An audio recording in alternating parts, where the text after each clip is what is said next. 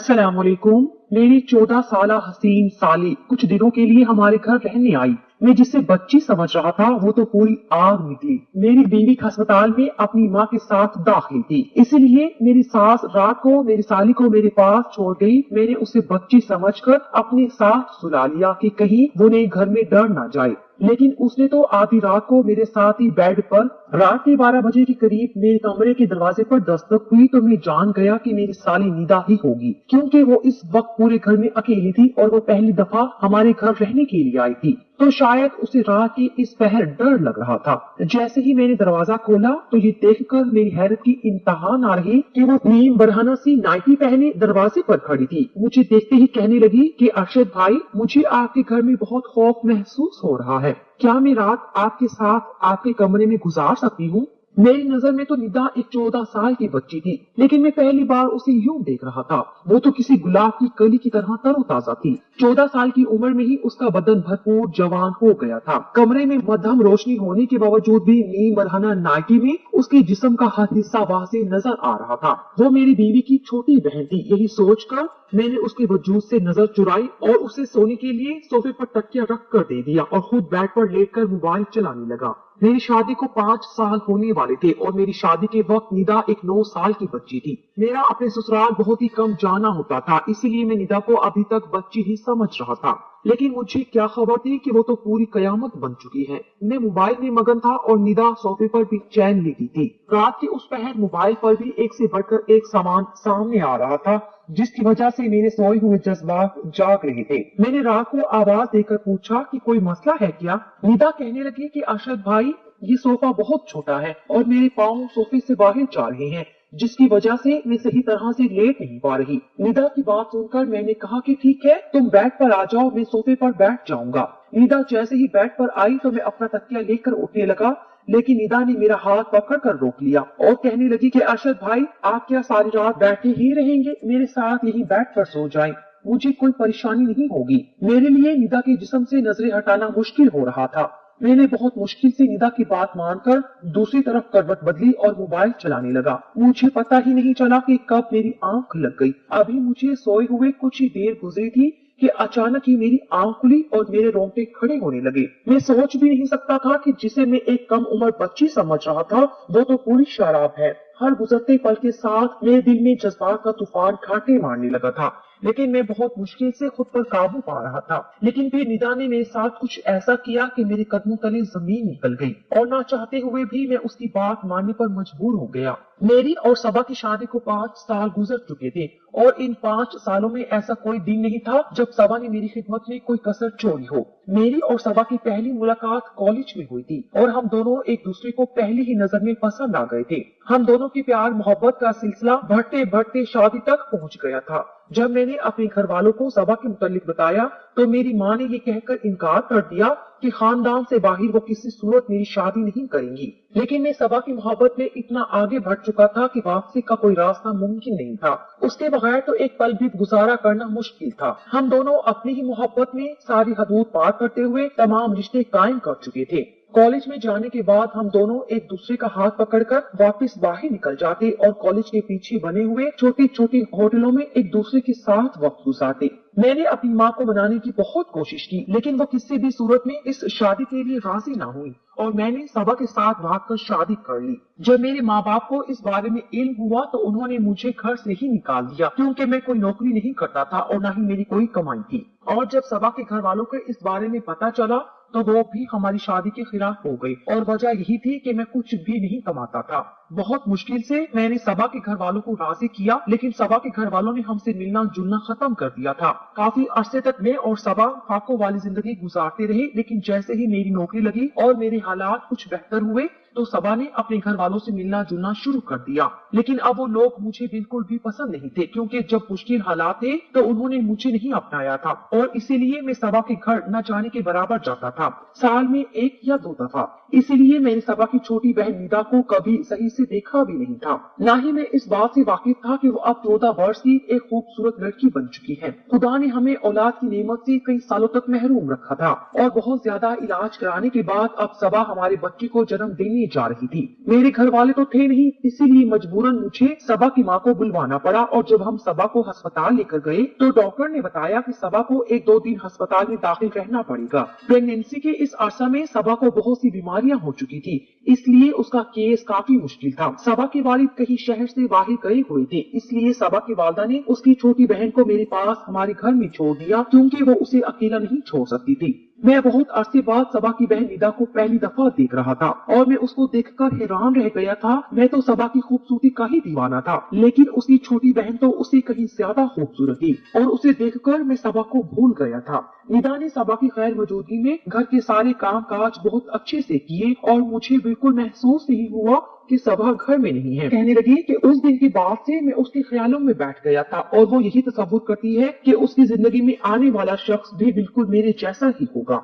निदा मुझसे बात करते करते अपनी नाइटी की डोरी से भी खेलने लगी थी। वो मुझे कह रही थी कि मेरी बड़ी बड़ी आंखें उसके जहन में हमेशा के लिए बैठ गई थी। वो कहने लगी कि उसने कई मर्तबा अपने अब्बा से मेरे लिए झगड़ा भी किया, क्योंकि वो चाहती थी कि उसके अब्बा मुझे माफ करके हमें अपना ले, क्योंकि वो मुझे दोबारा देखने को बहुत बेचैन थी। मुझसे बातें करते करते वो सोफे पर लेट गई और मैं बहुत मुश्किल से उससे नजरें चुराकर अपने फोन में ध्यान लगाने लगा। कमरे का माहौल अचानक ही बहुत गर्म हो गया था। निदा एक जलती हुई आग थी जो मुझे अंदर तक बहका रही थी। मैं तो उसे एक बच्ची समझ रहा था, लेकिन उसकी जवानी तो किसी को भी दीवाना कर सकती थी। थोड़ी ही देर में वो बेचैनी से करवटें बदलने लगी। मेरा ध्यान बार बार भटक कर निदा के वजूद पर जा रहा था और जब मैंने उसे बेचैन देखा तो मैं पूछ रहा था कि क्या हुआ है। वो कहने लगी कि ये सोफा बहुत ज्यादा गैर आरामदेह है और मैं इस पर आराम से नहीं सो सकती।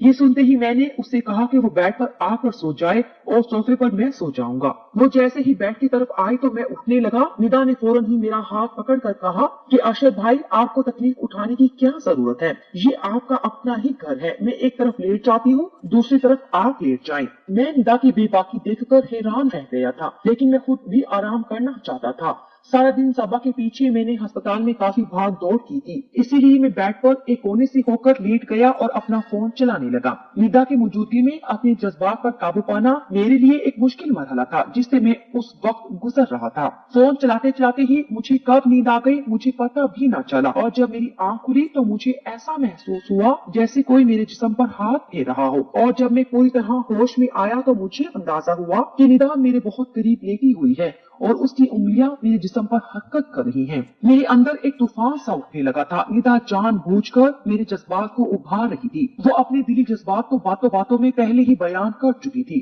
कि वो मुझे पसंद करती है और अब रात के अंधेरे में वो इस तरह मेरे करीब आके ये बात साबित कर रही थी कि उसके दिल में मेरे लिए बहुत कुछ था। मैं एक मर्द था और बहुत कोशिश के बावजूद भी मैं खुद को निदा से दूर न कर सका और मैं भी करवट बदलकर उसके करीब हो गया। निदा तो जैसे किसी बात के इंतजार में थी। जैसे ही उसे इल्म हुआ कि मैं उसका साथ देने के लिए तैयार हूँ, वो फौरन ही अपने जज्बात मुझ पर लुटाने लगी और मैंने भी उसके हर जज्बे की खूब पजीराई की। जब हम दोनों अपना मकसद हासिल कर चुके तो निदा ने अपने फोन में मेरे साथ हमारी कई तस्वीर खींची जिनमें हम दोनों एक दूसरे की बाहों में थे। हम दोनों ही बेहिजाब थे। मैंने निदा से कहा कि इस तरह की तस्वीर फोन में ना ले, लेकिन निदा कहने लगी कि जब मैं उसके साथ नहीं होऊंगा तो वो मेरे साथ इन तस्वीर को देखकर अपने बीते हुए पलों को याद करेगी। मैं उसकी एक एक अदा पर फिदा हो गया था। वो पूरी तरह अपनी जवानी मुझ पर लुटा चुकी थी। उसका नर्मो नाजुक गुलाब जैसा खिलता बदन मुझे मदहोश कर गया था और मैं ये तक भूल गया था कि मेरी महबूब बीवी उस वक्त तकलीफ की हालत में अस्पताल में दाखिल है और वो कभी भी मेरे बच्चे को जन्म दे सकती है। निदा के साथ रात गुजारकर मैं ऐसे मसरूर था जैसे कोई किला फतह कर लिया हो, लेकिन मुझे क्या खबर थी कि यहाँ से मेरी बर्बादी का आगाज होने वाला था। जैसे ही मैं अस्पताल जाने के लिए निकलने लगा, निदा ने मुझे आवाज देकर रोका और मेरे करीब आकर मुझे अपनी बाहों में भर लिया और मुझे चूमते हुए कहने लगी कि आप जाते जाते मुझे कुछ पैसे दे जाएं, मुझे बाजार जाना है। निदा की बात सुनते ही मैंने बटुए से हजार के 5 नोट निकाल कर निदा के हवाले किए। मेरे हाथों से नोट लेकर उसके चेहरे पर एक मासूम सी मुस्कुराहट बिखर गई। मैंने बदले में उसके होंठों को चूमा और घर से निकल पड़ा। मैं सारा रास्ता खुशी से सरशार। जब अस्पताल पहुंचा तो मेरी बीवी सबा की हालत बहुत खराब थी। डॉक्टर ने बताया कि सबा जिंदगी और मौत के दरमियान झूल रही है और कभी भी कुछ भी हो सकता है। सबा की माँ भी बहुत ज्यादा परेशान थी, जबकि अस्पताल जाकर मेरी हालत भी खराब हो गई थी। सारा दिन मैं सबा के साथ रहा, लेकिन सबा की हालत पहले से बेहतर न हुई। डॉक्टर ने कहा कि कुछ दिन सबा को और अस्पताल में रखना होगा। ये सुनकर न जाने क्यों मुझे अजीब सा सुकून महसूस हुआ कि सबा जितने दिन अस्पताल में रहती मुझे निदा के साथ वक्त गुजारने का मौका मिल जाता। मैंने डॉक्टर से कहा कि मेरे बच्चे को कुछ नहीं होना चाहिए। डॉक्टर ने मुझे तसल्ली दी। मैं रात तक अस्पताल में रहा और रात के वक्त में सबा की अम्मी से ये कहकर घर वापस आ गया कि निदा घर पर अकेली होगी, अब मुझे वापस जाना चाहिए। क्योंकि अस्पताल में सबा के साथ किसी औरत को ही रुकने की इजाजत थी, इसीलिए सबा की अम्मी का रहना बहुत जरूरी था। मैं जब अस्पताल से घर वापस लौटा तो निदा बहुत ही खुश थी। उसने बहुत सारी खरीदारी की थी और वो मुझे एक एक करके सारे कपड़े पहनकर दिखा रही थी। उसे मुझसे बिल्कुल भी शर्म महसूस नहीं हो रही थी। वो बहुत आराम से मेरे सामने बिना किसी दुपट्टे के बेझिझक घूम रही थी। उसके कपड़े जिस्म पर इस कदर फिट थे कि सब कुछ वाज़ेह नजर आ रहा था। उसका गहरा गला उसकी खुलती हुई रानाइयों को झलका रहा था। वो बार बार मेरे करीब आती और मैं अपने होश खोने लगता। अचानक ही वो मुझसे पूछने लगी कि मैं सबा आपी की अलमारी खोलकर देख सकती हूँ क्या? मैंने निदा से कहा कि इसमें भला पूछने की कौन सी बात है, तुम्हारी आपी की तो अलमारी है। उसने कहा कि चाबी दे फिर मुझे। मैंने उसे चाबी दे दी और वो सबा की अलमारी खोलकर एक एक चीज देखने लगी और सबा जो कपड़े मेरे लिए रात को पहनती वो निकाल कर मुझे दिखाने लगी। बात लुटाने के बाद जब मैं सुबह अस्पताल पहुंचा तो मुझे पता चला कि मेरी बीवी ने अभी अभी एक मुर्दा बच्चे को जन्म दिया है। ये सुनकर तो मेरी हालत खराब हो गई। मेरी बीवी की हालत भी बहुत ज्यादा खराब थी और डॉक्टर उसे ठीक करने की पूरी कोशिश कर रहे थे। शाम तक सबा की हालत कुछ बेहतर हुई तो उसे अस्पताल से छुट्टी मिल गई। मुझे अपने बच्चे के इंतकाल का बहुत दुख था। मैं सबा को संभालते हुए घर ले आया। सबा को देखकर निदा का चेहरा उतर गया था। उसने एक अजीब सी नजर सबा पर डाली और कमरे में चली गई। मैंने सबा को कमरे में लाकर लिटा दिया। उसकी अम्मी ने मुझे सबा की दवाइयों से मुतालिक आगाह किया। मैं सबा की अम्मी के साथ बाहर लाउंज में बैठा उनकी बात सुन रहा था कि जब मैंने निदा को सबा के पास जाते हुए देखा मुझे कुछ खौफ महसूस हुआ, लेकिन मैं जानता था कि निदा ऐसी कोई बात सबा के आगे नहीं कहेगी। थोड़ी देर में निदा वापस आई और अपनी माँ से कहने लगी कि चले अम्मी अब हम घर चलते हैं, और वो दोनों अपने घर वापस चले गए। मैंने निदा को आखिरी बार अलविदाई नजरों से देखा क्योंकि मैं जानता था कि अब हम दोनों का मिलना बहुत मुश्किल है। निदा को जाता देख मैंने एक ठंडी आह भरी थी। थोड़ी देर बाद जब मैं दूध का गिलास लिए अपने कमरे में पहुंचा तो सबा गुमसुम सी बैठी हुई थी। मैंने उसे कहा कि कोई बात नहीं, अगर एक औलाद चली भी गई तो हमें अल्लाह दोबारा औलाद से नवाजेगा। मेरी बात सुनकर सबा ने मुझे बहुत अजीब नजरों से देखा और कहने लगी जो मैंने खो दिया है उसे दोबारा पाना मुमकिन ही नहीं। सबा के लहजे ने मुझे चौंका दिया था। मैं उसके आगे ही बैठ गया और उसे कहने लगा कि ऐसी बात क्यों कर रही हो। सबा कहने लगी कि निदा मेरी सगी बहन नहीं है बल्कि वो मेरी फूफो की बेटी है जिसे फूफो के इंतकाल के बाद अब्बा हमारे घर ले आए थे।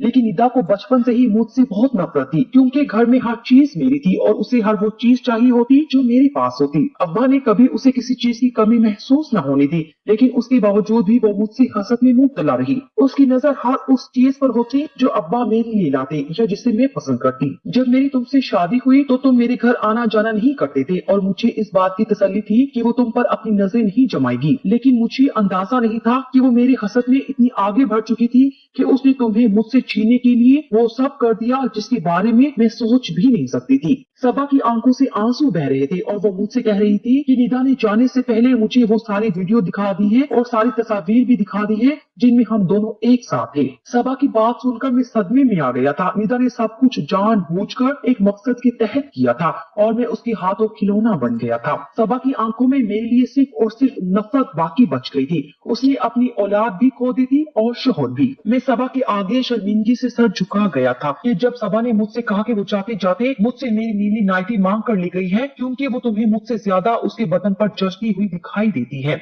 मुझे लगा था जैसे सबा के लफ्जों ने मुझे जमीन में जिंदा गाड़ दिया हो। वक्ती जज्बात के हाथों में मैं अपनी पूरी जिंदगी हार गया था और अब कभी सबा के आगे नजर उठाकर जिंदगी नहीं गुजार सकता था। निदा ने कुछ ही वक्त बाद मुझे ब्लैकमेल करने का सिलसिला शुरू कर दिया था। वो मुझसे हर बार एक बड़ी रकम का तकाजा करती और मेरे ना देने का कहने पर मेरी तस्वीर वायरल करने की धमकी देती। मैं जिसे 14 साल की एक सीधी सादी मासूम बच्ची समझ रहा था वो दरअसल एक फितना थी जिसने मेरी पूरी जिंदगी बर्बाद करके रख दी थी। मेरा और सबा का ताल्लुक बिल्कुल बूटा हो गया था क्योंकि सबा अब मुझे सिर्फ और सिर्फ नफरत की निगाह से देखती थी। वक्त लज्जत और मजे ने